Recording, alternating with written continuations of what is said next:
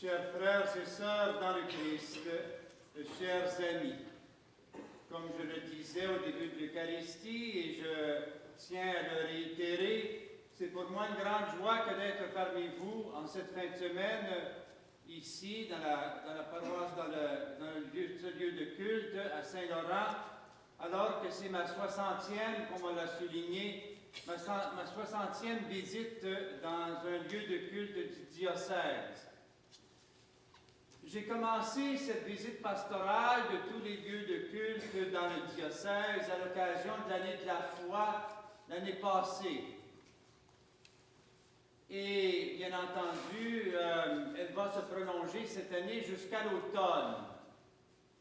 Je me suis fixé comme objectif de visiter les 87 lieux de culte. Je dis lieux de culte parce que dans certains endroits comme ici, il y a 4 lieux de culte, mais une paroisse. Donc, dans une paroisse, il peut y avoir plusieurs lieux de culte. Donc, je tiens à visiter tous les lieux de culte du diocèse, et par le fait même, j'aurai accompli la visite de toutes les paroisses quand j'aurai terminé, cela tout probablement à l'automne de cette année. J'ai déjà visité à peu près tous les lieux de culte de par les confirmations. Mais les confirmations se font sur semaine et donc je n'ai pas la chance de rencontrer les communautés de fidèles, les communautés dominicales. Alors c'est pour cela que je les visite en fin de semaine. La raison d'être d'une visite pastorale se résume en 2 motifs, pour 2 raisons. La première raison, c'est pour donner à la fois la chance aux fidèles de rencontrer leur évêque et aussi donner la chance à l'évêque, parce que c'est sa première tâche, de proclamer l'Évangile. J'aurai au moins la satisfaction de pouvoir dire à la fin de ma visite pastorale que j'aurai prêché l'Évangile, que j'aurai apporté l'Évangile dans tous les lieux de culte du diocèse. Donc, si une des premières raisons, c'est de donner la chance aux fidèles de connaître un petit peu plus leur évêque, je vous dis quelques mots sur moi-même, vous en savez probablement plus qu'un mot, mais quand même, je me permets de partager avec vous un petit peu qui je suis. Vous allez savoir un petit peu, mais qu'est-ce que ça mange en hiver, ça, cette bête qui s'appelle l'évêque. Je suis né en 1949, donc s'il y en a qui ont les mathématiques faciles, vous savez que je reçois mon premier chèque de pension cette année. Mais je suis né à Cornwall, en Ontario, c'était mon diocèse, et j'ai grandi là-bas. J'ai été ordonné en 1976 comme prêtre du diocèse d'Alexandria, Cornwall. Et j'y ai vécu toute ma vie de prêtre là-bas. Bon, c'est juste un petit peu au-delà des frontières de l'Ontario et du Québec, juste un petit peu au-delà de Valleyfield.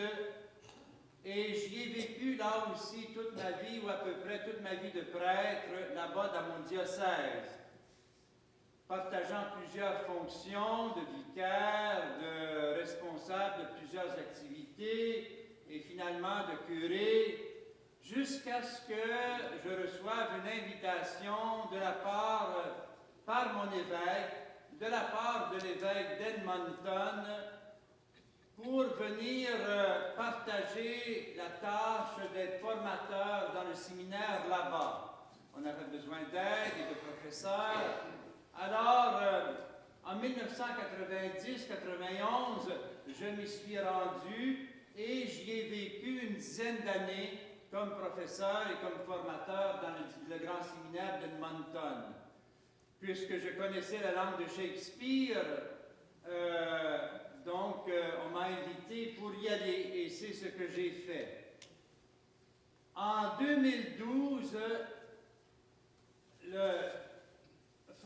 Benoît XVI m'a nommé évêque de Trois-Rivières. Pour quelle raison, je ne sais pas, vous lui demanderez. Mais je suis ici donc depuis presque 2 ans, ça va faire 2 ans au mois de mars, le 26 mars. Je suis très heureux d'être parmi vous, très heureux d'être ici dans la Mauricie, dans le diocèse de Trois-Rivières.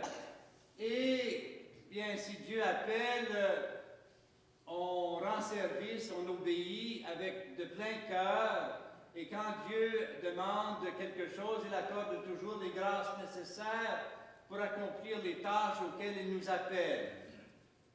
Mais s'il y a une deuxième raison, comme je vous le disais, pour la visite pastorale, c'est pour donner la chance aussi à l'évêque de porter l'Évangile dans tous les coins de son diocèse.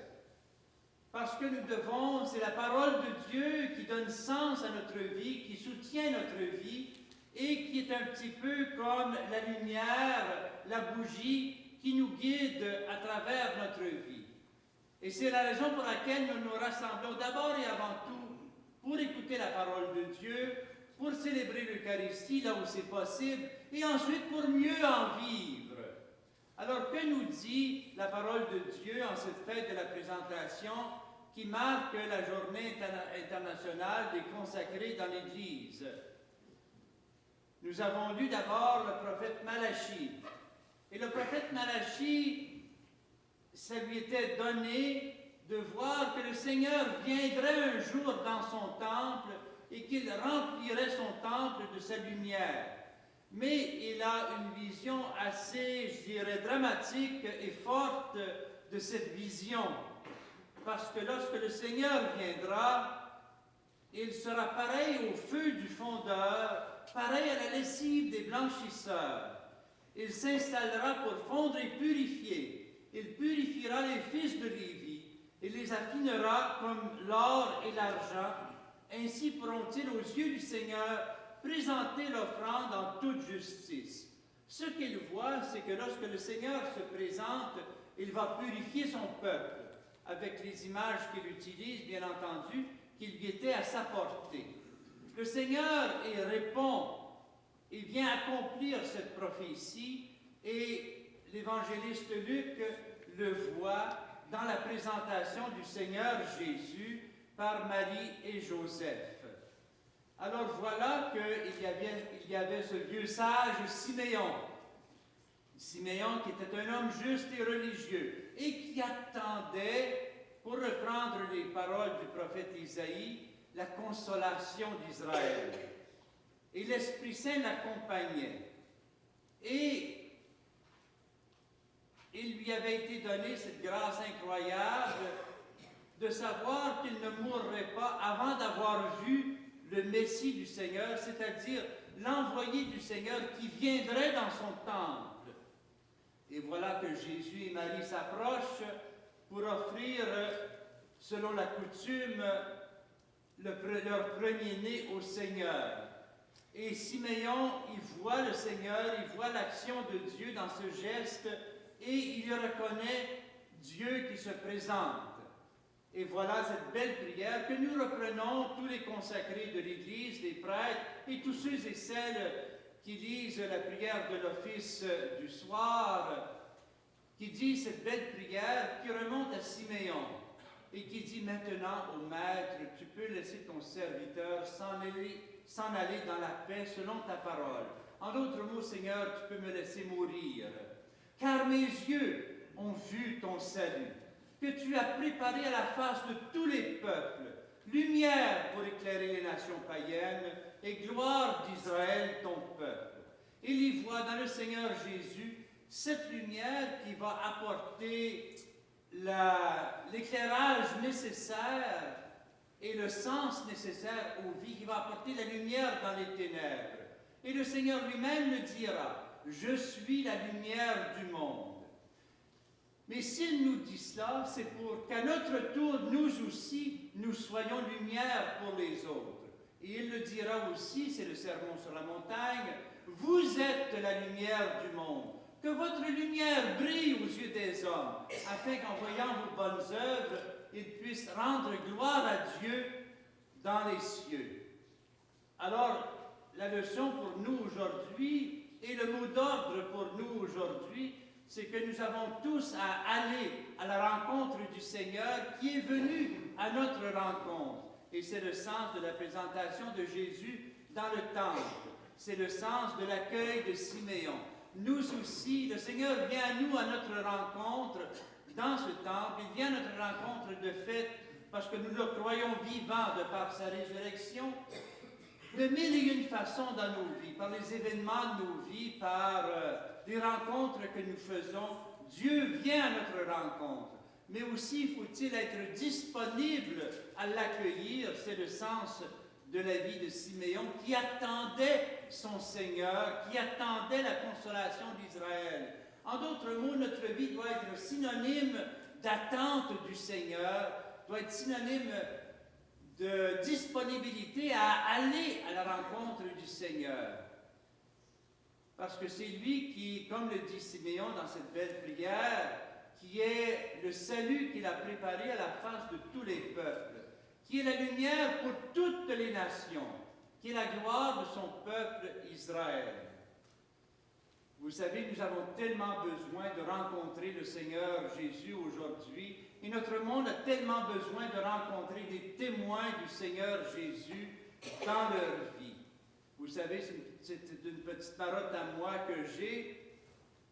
Le plus qu'on s'éloigne de Dieu, le plus qu'on s'éloigne les uns des autres. Pourquoi cela? Si on est loin les uns des autres, c'est déjà un signe indicateur qu'on est loin de Dieu. Pourquoi? Parce que si on va vers Dieu, Dieu nous dira « Aimez-vous les uns les autres comme je vous ai aimés ». S'il y a des difficultés dans notre société, s'il y a des difficultés dans notre monde, s'il y a des divisions, s'il y a des guerres, peut-être pouvons-nous nous poser la question, est-ce que nous sommes proches de Dieu? Est-ce que nous allons vers le Seigneur? Est-ce que nous allons à sa rencontre? On n'a pas besoin de pointer le doigt aux autres. Il faut se regarder soi-même. Est-ce que moi, je vais à la rencontre de Dieu dans les autres, dans les événements de la vie? Est-ce que je vais à la rencontre de Dieu dans ma vie de foi, dans ma vie personnelle? C'est une question fondamentale qu'on doit se poser tous et toutes, chacun et chacune d'entre nous. S'il y a une leçon aussi que les religieux nous font et doivent nous faire, c'est que, comme disait Sainte Thérèse de Jésus, la grande Thérèse, Dieu seul suffit. C'est bien sûr parce que si nous avons Dieu, nous avons tout. Mais en même temps, si nous avons Dieu, nous avons aussi le prochain. Ce que vous avez fait au plus petit d'entre les miens, c'est à moi que vous l'avez fait. Si nous nous approchons de Dieu, Dieu va nous rapprocher les uns des autres. Demandons donc au Seigneur, au cours de cette Eucharistie, alors qu'il vient, lui, le premier, à notre rencontre, ce n'est pas nous qui allons à la rencontre de lui, d'abord, lui vient à notre rencontre. Et parce qu'il vient à notre rencontre, nous aussi, nous pouvons aller à sa rencontre. Demandons au Seigneur Jésus, au cours de cette Eucharistie, qu'il mette en notre cœur le désir de le rencontrer, le désir de le rencontrer véritablement. Et ne soyons pas surpris qu'il nous guide vers les autres, parce que lui-même est venu à la rencontre de l'autre.